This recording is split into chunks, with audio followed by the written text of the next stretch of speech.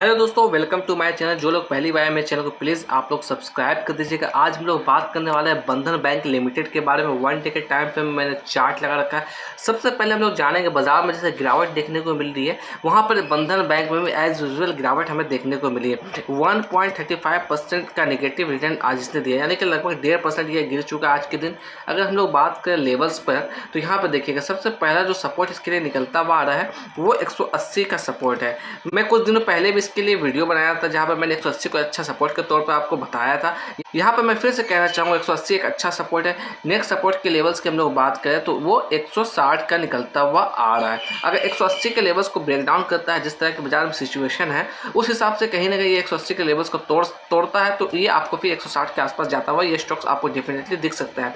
अगर हम लोग बात करें अपसाइड में टारगेट के लिए तो पहला टारगेट इसके लिए 200 का होना चाहिए। नेक्स्ट टारगेट यहाँ पर कहीं ना कहीं 220 का नजर आता हुआ दिख रहा है। जो टारगेट 200 का है वो ये लेवल्स है जो कि इसका एक अच्छा सा रेजिस्टेंस लेवल्स है। नेक्स्ट टारगेट 220 जो ये लेवल्स हमारा आता हुआ दिख रहा है। तो 180 को यहाँ पर मैं बात करूँगा एंट्री के लिए, एंट्री सिंपली आप अवॉइड करिए। जिस तरह की अभी सिचुएशन बनी हुई है बाजार में वैसे हिसाब से मैं यहाँ पे एंट्री के लिए सिंपली अवॉइड करने की बात कहूँगा। यहाँ पे कहना चाहूँगा अगर आप लोग 180 के लेवल्स के आसपास या यहाँ पर कहीं एक्यूमुलेट करने की सोच रहे हैं तो यहाँ पर मैं थोड़ा सा वेट करने की बात कहूँगा। 180 के सपोर्ट को रिटेस्ट करने दीजिए, फिर उसके ऊपर ये ऊपर निकलता है तब कहीं ना कहीं आप एक्यूमुलेट करने की सोचिएगा।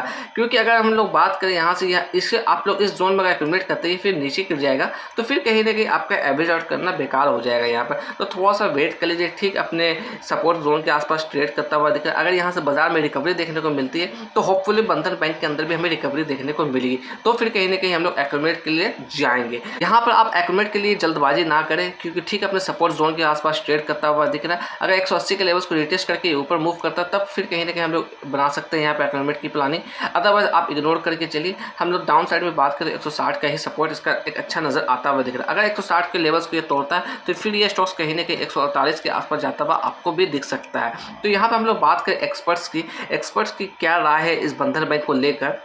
अगर हम लोग एक्सपर्ट्स की प्रिडिक्शन की बात करें तो 1 साल के टाइम फ्रेम में यहाँ पर 260 का टारगेट दिया है और डाउन साइड में हम लोग एसएल की बात करें 159 का एसएल यहाँ पर दिया गया है। तो ये लेवल से एक्सपर्ट की तरफ से हम लोग बढ़ते हैं नेक्स्ट स्टॉक्स की तरफ से। नेक्स्ट स्टॉक्स है हमारा आरबीएल बैंक, उसे भी एक नज़र देख लेते हैं। इस स्टॉक्स के अंदर हम लोग बात करें लगभग 3.5% ये स्टॉक्स आज के दिन गिरा है। हम लोग एंट्री के लिए बात करें तो यहाँ पे एंट्री सिंपली आपको अवॉइड करके चलना है। बिल्कुल भी आपको एंट्री के लिए जल्दबाजी नहीं करना है। ऐसा नहीं सोचना है कि आपको ऊपर के लेवल से बहुत ज़्यादा गिर गया तो यहाँ पे एंट्री कर ले या फिर हम लोग एक्यूमुलेट कर ले, क्योंकि ये स्टॉक्स अभी आपको और गिरावट दिखा सकता है। अगर हम लोग अपसाइड के टारगेट की बात करें तो पहला टारगेट उसके लिए निकलता हुआ आ रहा है वो कहीं ना कहीं ये लेवल से जो कि हमारा 210 का वैल्यू आता हुआ दिख रहा है। तो ये एक अच्छा सा टारगेट हो सकता है यहाँ पर, क्योंकि ये अच्छा सा यहाँ पर रिजेक्शन लेवल से बार बार यहाँ से सपोर्ट बनाया, अपसाइड गया, फिर सपोर्ट बनाया, फिर अपसाइड मूव किया, फिर यहाँ पर सपोर्ट बनाने की कोशिश किया, फिर अपसाइड का मूव किया। एट द एंड यहाँ पर हम लोग बात करें सपोर्ट बना के इसे अपसाइड आने के बाद इसे ब्रेक डाउन दे ही दिया। तो 210 का एक टारगेट हमारा हो सकता है, बट यहाँ पर एंट्री के लिए मैं सिंपली अवॉइड करने की बात करूँगा। अगर आप अपने रिस्क के हिसाब से जाना चाहते हैं तो बिल्कुल आप जा सकते हैं यहाँ पर। अगर मैं बात करूँ डाउन साइड में तो अगर ये स्टॉक्स 180 के लेवल्स को तोड़ता है तो ये स्टॉक्स कहीं ना कहीं आपको 152 रुपये के आसपास आता हुआ दिखेगा। इसलिए मैं बात करूँगा आरबीएल में आप सिंपली अवॉइड करके चलिए। पहले से आप इस स्टॉक्स में पोजीशन बना के बैठे हुए तो थोड़ा सा वेट करिए। बाजार में अगर अपसाइड का मूवमेंट आती है तभी इसके अंदर एंट्री बनाइएगा या फिर एक्यूमुलेट करने के लिए सोचिएगा। सिंपली मैं बार बार बोलूँगा आप उसको अवॉइड करके चलिए, क्योंकि ये स्टॉक्स में अभी भारी गिरावट हमें देखने को मिल सकती है।